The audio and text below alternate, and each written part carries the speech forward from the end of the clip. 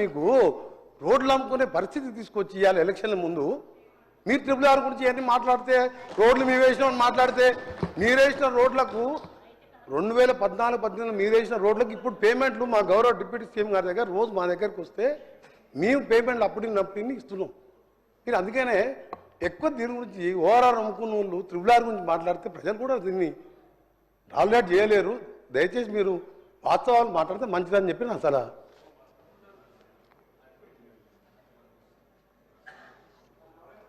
Sir, నేను చెప్పిన దాంట్లో ఒక్క మాట కూడా అబద్ధం లేదు. నేను ఐ స్టాండ్ ఫర్ ఇట్. ఈ రోజు దానిక 1 ఎకరం భూసేకరణ జరగలేదు, 1 రూపాయి రైతులకు ఇవ్వలేదు అన్న మాట చెప్పినా దాని మీద నిలబడి ఉన్నా నేను. ఇంకో మాట ఇప్పటికి కూడా త్రిపురాల రోడ్డుకు నేషనల్ హైవే నంబర్ రాలేదు, దాని మీద నిలబడి ఉన్నా నేను. వారు చెప్పింది నేషనల్ హైవే నంబర్ రాలేదు కాబట్టే ల్యాండ్ అక్విజిషన్ చేయలేరు, డబ్బులు ఇవ్వలేరు వాళ్ళకు. ల్యాండ్ అక్విజిషన్ రాలేదు కాబట్టి, నేషనల్ హైవే నంబర్ రాలేదు కాబట్టి ల్యాండ్ అక్విజిషన్ వాళ్ళు డబ్బులు ఇవ్వలేరు. దానికోసం ప్రయత్నం చేయండి. 15 నెలల నుంచి ఏం చేసిర్రు అని అడుగుతున్నా నేను. ఇకపోతే 3D నోటిఫికేషన్ అనేది ఉంటుంది. 3D నోటిఫికేషన్ మేము 80% చేసినాము. అంటే 3D నోటిఫికేషన్ అంటే రోడ్డు పోయే భూములు ప్రభుత్వ ఆధీనంలోకి తీసుకోవడము. అది మేము చేసినాం 80%. మీరు తర్వాత ఇవ్వాల్సింది అవార్డులు ఇవ్వాలి, అవార్డులు ఇచ్చి డబ్బులు ఇవ్వాలి. అవార్డులు మాత్రం ఇచ్చినారు మీరు ఈ 15 నెలల్లో. మీరు కొత్తగా ఏం చేయలేదు. మేము 3D నోటిఫికేషన్ ఇచ్చిన దానికి అవార్డు చేసిర్రు కానీ పైసలు ఇవ్వలేదు. ఇదే నేను చెప్పిన దాన్ని నిలబడుతున్నాను నేను. రైట్. ఇకపోతే సార్, నేను అన్నీ చెప్పినా. నల్గొండలో వారి కాన్స్టిట్యున్సీలో పనులు చేసినామన్నా దానికి నిలబడుతున్నా నేను. కావాలంటే నల్గొండకు పోదాం. నల్గొండ ప్రజలు చూస్తూ ఉన్నారు దీన్ని. నల్గొండలో పోదాం. మేము చేసిన పనులు చూపిస్తాను నేను. సార్, ఇట్లా మన సమాధానంలో చెప్పమన్నాము, మధ్యలో లేచినట్టు బుల్డోజ్ చేసేస్తే ఎట్లా సార్ ఇది?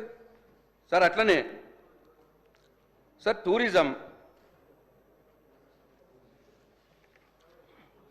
టూరిజంలో సార్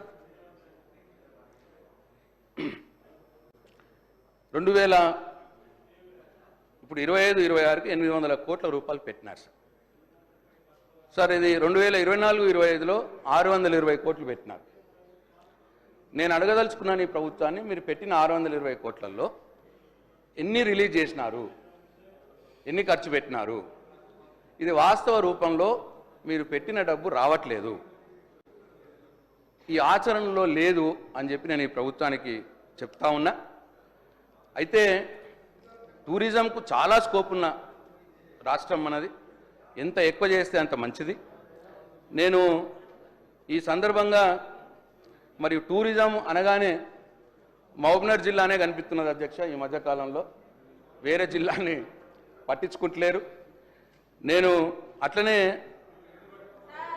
ఈ హోటల్స్ ఇది పద్దులనే మాట్లాడుతున్నామ్మా అధ్యక్ష. టూరిజం వాళ్ళది కూడా ములుగు కూడా చేసుకుంటున్నారు అధ్యక్ష టూరిజంలో. అట్లనే ఈ టూరిజంలో ఉన్న హోటల్స్ ప్రైవేటీకరణ చేస్తున్నాము అనే సమాచారం వచ్చింది. ఆ అడుగులు కూడా పడ్డాయట. అయితే ఇది మంచిది కాదు. ఇది టూరిజం గవర్నమెంట్ డిపార్ట్మెంట్ నుంచి నడిపిస్తే ఆదాయం పెంచుకునే అవకాశం ఉంటుంది. తద్వారా ఇంకా టూరిజంని ఎక్స్పాండ్ చేసుకోవచ్చు. అట్లా వదిలేసి ప్రైవేట్ వాళ్ళకు అప్పచెప్పడం మరి మంచిది కాదు. మరి దాని వెనకాల ఏం మతలబు ఉన్నది?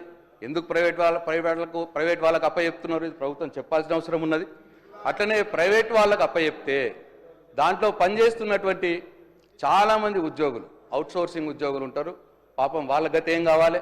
ఇవన్నీ కూడా ప్రభుత్వం బాధ్యత తీసుకోవాలి. ప్రభుత్వానికి నష్టం జరగనీయకుండా ఉద్యోగులకు భద్రత కల్పిస్తూ చర్యలు తీసుకోవాలని చెప్పి ఈ ప్రభుత్వానికి నేను సూచిస్తా ఉన్నా. అట్లనే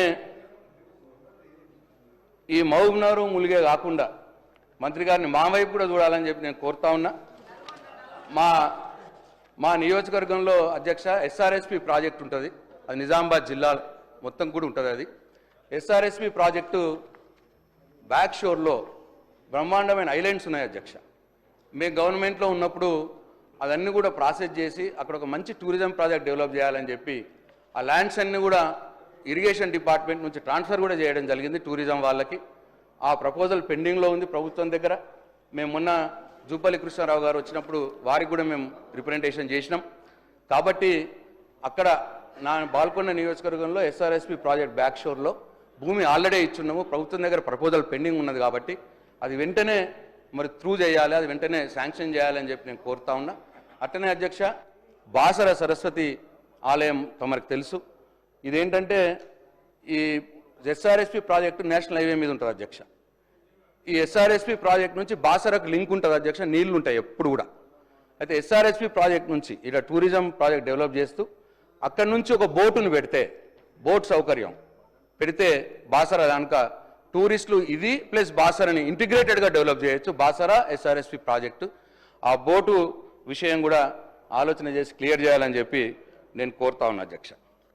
అట్లనే ఎండోన్మెంట్లో 2025-26కి 241 crores పెట్టినారు అధ్యక్ష. మరి లాస్ట్ ఇయర్ ఏమో 237 crores పెట్టినారు. 241 crores పెట్టినారు కానీ రిలీజెస్ అంతగా లేవు ఎండోన్మెంట్స్లో. ఎందుకంటే ఇది ప్రజల నమ్మకానికి సంబంధించినటువంటి అంశం. సమాజానికి ఆధ్యాత్మిక పెంచాల్సిన అవసరం ఉన్నది, ధార్మిక విషయంలో సమాజాన్ని మేల్కొల్పాల్సిన అవసరం ఉన్నది, హిందూ దేవాలయాల అభివృద్ధి కూడా కృషి చేయాల్సిన అవసరం ఉన్న డిపార్ట్మెంట్ ఇది. కాబట్టి మరి దీనికి ఫండ్స్ వెంటనే రిలీజ్ చేయాలి. మరి మీకు తెలుసు కేసీఆర్ గారు బడ్జెట్ నుంచే యాదగిరిగుట్ట బ్రహ్మాండంగా 2,000 కోట్ల రూపాయలతోటి యాదగిరిగుట్ట గుడి ప్లస్ కాంప్లెక్స్ అంతా కలిపి మరి తీసుకున్నారు.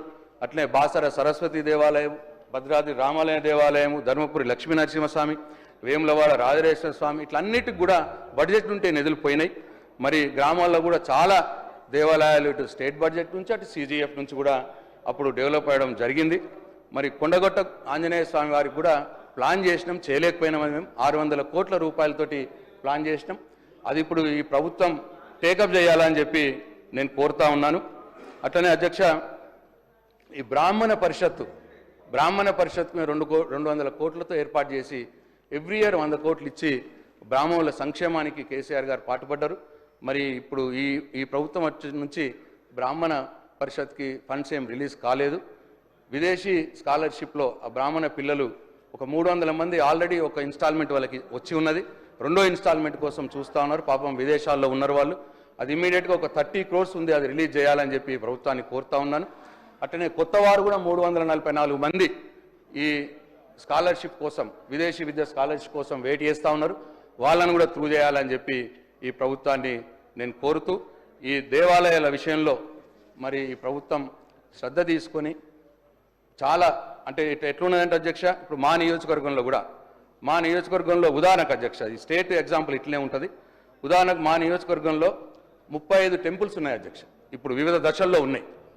మేము ఆల్రెడీ ఒక 50 టెంపుల్ 10 yearsలో కట్టాము. ఇప్పుడు ఒక 35 టెంపుల్ వివిధ దశల్లో ఉన్నాయి. చిన్న అన్ని వీకర్ సెక్షన్ టెంపుల్స్ 10 లక్షలు 15 లక్షలు ఆ టైప్ టెంపుల్స్ ఎక్కువ మట్టుకుంటాయి. అయితే దీంట్లో ఇప్పుడు ఏముందంటే అధ్యక్ష, కొన్ని ఏ స్టేజ్లో ఉంటాయంటే వర్క్ నడుస్తూ ఉన్నాయి కానీ కొద్దిగా డబ్బుల ఇబ్బంది అయ్యి బిల్స్ రాక ఆగిపోయినాయి ఉన్నాయి. అట్లా నా నియోజకవర్గంలో 8 ఉన్నాయి అధ్యక్ష అవుట్ ఆఫ్ 35లో. అట్లనే కొన్నేమో టెండర్ అవుతుంది కానీ అగ్రిమెంట్లు ఇంకా చేయలేదు అధ్యక్ష. టెండర్ అయినవి ఉన్నాయి, అగ్రిమెంట్లు చేయలేదు. అట్లా ఒక 9 ఉన్నాయి అధ్యక్ష. కొన్నేమో టెండర్ ఇన్వైట్ చేయాల్సినవి ఉన్నాయి అధ్యక్ష, అట్లా 17 ఉన్నాయి అధ్యక్ష. శాంక్షన్ అయింది, టెండర్ ఇన్వైట్ చేయాలి. ఇట్లా వివిధ దశల్లో ఈ గుడుల నిర్మాణం అనేది ఆగిపోయి ఉన్నది. అవి కూడా తొందరగా క్లియర్ చేయాలి, నా నియోజకవర్గం కూడా క్లియర్ చేయాలని చెప్పి రాష్ట్రం మొత్తం కూడా అట్లనే అధ్యక్ష శ్రద్ధ తీసుకోవాలని చెప్పి కోరుతా ఉన్నాను. అట్లనే స్పోర్ట్స్ అధ్యక్ష, మరి స్పోర్ట్స్ ముఖ్యమంత్రి గారికి అయిపోయింది సార్. 2 minutes. స్పోర్ట్స్ ముఖ్యమంత్రి గారికి మరి ఇంట్రెస్ట్ ఉన్న మాట అని చెప్తున్నారు, చాలా మంచిది, మంచి పరిణామం. మరి దాంట్లో అలొకేషన్ వచ్చి 536 crores ఇచ్చినారు. మరి ఈ స్పోర్ట్స్లో ముఖ్యంగా గ్రామీణ క్రీడాకారులకు మరి సపోర్ట్గా వాళ్ళని ఎంకరేజ్ చేసే విధంగా స్పోర్ట్స్ పాలసీలు ఉండాలని చెప్పి నేను ఈ ప్రభుత్వాన్ని సూచిస్తూ ఉన్నాను. ఒలింపిక్స్ పెడతామన్న ముఖ్యమంత్రి గారు అన్నారు, మరి నిజంగానే పెడితే అందరికీ సంతోషం. మరి సీఎం గారు మాట కంటా ఉన్నారు ఒలింపిక్స్ పెడతామని చెప్పి స్టేట్లో. మరి ఒలింపిక్స్ పెట్టాలని చెప్పి మేము కూడా కోరుకుంటా ఉన్నాం. మరి అట్లనే నా బాల్కొండ నియోజకవర్గంలో అధ్యక్ష కమ్మరిపల్లిలో 2.5 కోట్లతో ఒకటి చేయడం గట్టి ఉన్నది. దానికి కాంపౌండ్ వాళ్ళు లేక అది మిస్యూజ్ అవుతూ ఉన్నది. దయచేసి నేను మీ ద్వారా ప్రభుత్వాన్ని మంత్రి గారిని కోరుతా ఉన్నాను, కాంపౌండ్ వాల్ నిర్మాణం చేయాలని చెప్పి నేను కోరుతా ఉన్నా అధ్యక్ష. అట్లనే ఫారెస్ట్ పద్ధతి అధ్యక్ష, నేనే 6-7 మాట్లాడుతున్నా అధ్యక్ష, అయిపోతున్నాయి, ఇంకొక 2 ఉన్నాయి. అట్లే ఫారెస్ట్ పద్ధతి అధ్యక్ష, ఈ ఫారెస్ట్లో ఈ అలొకేషన్స్ చూసే అధ్యక్ష, ఇది చాలా ఇంపార్టెంట్ సబ్జెక్టు. ఫారెస్ట్ అనేది అందరికి కూడా తెలుసు. 2023లో 1471 కోట్లు ఉండేది అధ్యక్ష, మేము అలొకేట్ చేసింది. 2024 వచ్చే మటుకు 1064 కోట్లకు వచ్చింది. అంటే దాదాపు 400 కోట్లు తక్కువ చేసినారు 2024లో. మళ్ళా ఇప్పుడు వచ్చి అది కూడా ఇంకొక 40 కోట్లు తక్కువ చేసినారు. అంటే 2025లో 1023 కోట్లు వచ్చింది. అంటే 1471 కోట్ల నుంచి 1000 కోట్లకు వచ్చింది. 450 కోట్లు తక్కువ చేస్తూ వచ్చినారు. ఇది మంచి పరిణామం కాదు. ఎందుకంటే మరి ప్రపంచవ్యాప్తంగా ఈ విషయంలో ప్రతి ఒక్క సొసైటీ కావచ్చు, ప్రతి దేశం కావచ్చు, దీన్ని చాలా చాలా ఇంపార్టెంట్గా తీసుకుంటూ ఉన్నారు. పర్యావరణ సమతుల్యం కావచ్చు, గ్రీన్ కవరేజ్ పెంచడం కావచ్చు, మానవాళి మనుగడకే ఉనికి వస్తున్న సందర్భంలో ఈ అడవులు పెంచడం, గ్రీన్ కవర్ పెంచడం అనేది చాలా ఇంపార్టెంటు. దీనికి ఇట్లా తక్కువ చేసి అలాట్ చేయడం మంచిది కాదని నా అభిప్రాయం. అట్లనే అధ్యక్ష, ఈ విషయంలో ఈ సమాజానికి అవగాహన కూడా కల్పించాలి. ఎందుకు మనకు అవసరం, గ్రీన్ కవరేజ్ ఎందుకు అవసరం అని చెప్పి అవగాహన కల్పించాలి. మరి ఒక స్టడీ ఏంటంటే అధ్యక్ష, 33% పచ్చదనం ఉంటే ఈ భూమి మీద 33% చెట్లు ఉంటే వాతావరణ సమతుల్యం ఉంటుంది అధ్యక్ష. లేకపోతే ఉష్ణోగ్రతలు పెరిగిపోతాయి, వర్షాలు రావు, వాతావరణ సమతుల్యం పోతుంటుంది, అంతా ఎన్వైరన్మెంట్ అంతా చెడిపోతూ ఉంటుంది. కాబట్టి ఆ రోజు కేసీఆర్ గారు దీనిని అర్థం చేసుకుని హరితహారం అనే ఒక పెద్ద కార్యక్రమం తీసుకొని అధ్యక్ష బ్రహ్మాండంగా ఒక ఉద్యమంలో తీసుకుపోయినారు. అది మనందరికీ తెలుసు. ఆ 10 సంవత్సరాల కాలంలో 10,822 కోట్లు ఖర్చు చేసి 273 మొక్కలు నాటడం జరిగింది. 273 కోట్ల మొక్కలు నాటడం జరిగింది. దీనివల్ల అంటే ప్రతి గ్రామంలో నర్సరీ పెట్టినాం అధ్యక్ష, ప్రతి ఇంటికి 5 చెట్లు ఇచ్చినాం, అడవులను ఫారెస్ట్ రీజోనేషన్ చేసినాం, అడవుల పునరుద్ధరణ చేసినాం, ఇట్లా చాలా ప్రకృతి వనాలు ఏర్పాటు చేసినాం. ఇవన్నీ చేయడం మూలంగా 7% గ్రీన్ కవరేజ్ పెరిగింది అధ్యక్ష తెలంగాణలో. నెవర్ ఇన్ ద ప్రపంచంలో